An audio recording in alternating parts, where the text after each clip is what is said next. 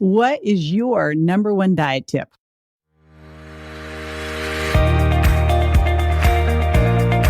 This is JJ Virgin, four-time New York Times bestselling author, celebrity nutrition expert, and fitness Hall of Famer. I've been on a lifelong quest for answers to the toughest health questions. And now I'm sharing what I found with you. Welcome to Ask the Health Expert. Dr. Lisa from Instagram asks, what's your number one diet tip? Just one? I'm going to try to restrain myself. I'll be right back with that answer. You know you're supposed to get a good night's sleep, but it's just not happening. Maybe you struggle to fall asleep, or you just can't seem to stay asleep.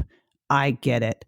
I struggled too, which is why I created Sleep Candy, my delicious, chewable sleep supplement that's a powerful combination of L-theanine, melatonin, 5-HTP, inositol, and B6. And good news, because you're a listener, you get 10% off your order at jjvirgin.com/sleep candy while supplies last.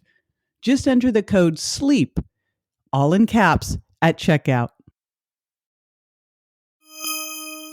All right, my number one diet tip. Oh my gosh. Okay, I admit it. I actually wrote down 5, 6. So I'm going to start kind of in the order of where I think they're most important, although all of these are kind of my number one. So I'm going to have multiple number ones. Is that okay, Lisa? I hope so. First one is write it down. Here's what's amazing. Keeping a journal. And they did a study out of Kaiser, and they found that the people who wrote down what they ate every day were twice as successful. In fact, they found that that was the number one determinant of success on a plan, was if someone journaled regularly. And here's what I know to be true from looking at a lot of food journals over a lot of years, that we have a tendency to write down the good days and then forget on the bad days. It's not the bad days, the good days that matter. It's the bad days. So you write it all down. And also, just that mentality of good versus bad is what starts to get us in trouble. So write it all down. That's the first thing. Keep track of it. Next thing, the other thing you're going to write down, you're going to do every single day, is you're going to get on a scale. And you're going to look at a scale differently. A scale is not an emotional object, but we turn it into one, don't we? You're stepping on the scale to get information. Let's say that the day before you ate a food that you don't normally eat, and you ate just a moderate amount of it. You get on the scale and you're up 2 or 3 pounds. Well, that food probably didn't work for you because it just made you hold on to some inflammation. So we're looking for the scale for information. Which foods work for us, which foods don't, which foods might make us retain water, right? We tend to look at the scale as some kind of like judge as whether we're a good person or a bad person, right? That's not what a scale is for. It's super important for you to measure your overall health on a regular basis, and even better if it's a body fat scale. Now, I'll tell you a story. Back when I owned a gym, I did not get on the scale for probably 3 or 4 months. And I was wearing workout clothes every single day. Stretchy, right? No waistband, no belt, nothing. And then I had to go out somewhere and I put on real clothes.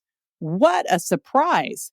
I had somehow put on like 10 pounds without really noticing it. I think I probably thought, oh, you gained a pound or 2, but 10? Hello? Oh my gosh. So get yourself on the scale every day. That's a big one for being able to maintain your weight. Next one, find fitter friends. Hang out with fitter friends. And guess what?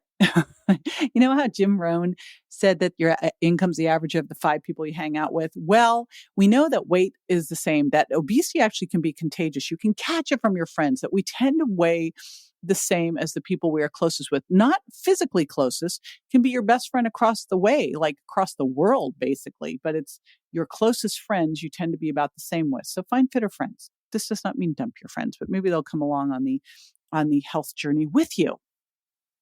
Next one is to know your why. So get super clear on why this is important to you. Why does this matter, right? Why do you want this? Why do you want this?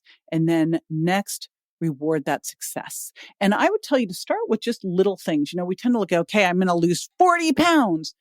Well, what I would start with is one shift in a habit. I'm going to shout out to my buddy, Dr. BJ Fogg, who wrote Tiny Habits. This is a fantastic book to use for this, where you just start with maybe the first thing you start with is adding more vegetables into your diet. Notice I didn't say take away. I said add before you take away.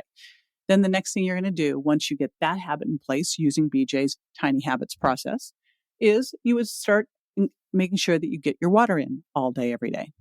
Then the next thing you do is make sure that you move more. Then the next thing you would do is work on your sleep. Get your 8 to 9 hours of sleep.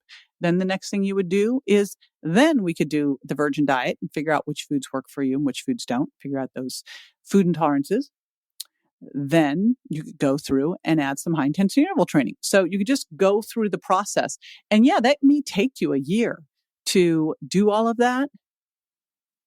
And it will stick and it will be worth it and you'll be amazing. We overestimate what we can get done in a month and underestimate what we can get done in a year. Let's focus on one shift at a time, and that will make the biggest difference, starting with writing it down. Okay, that's it. This is JJ with Ask the Health Expert. I do this 5 times a week, so make sure you never miss a show by going to subscribetojj.com.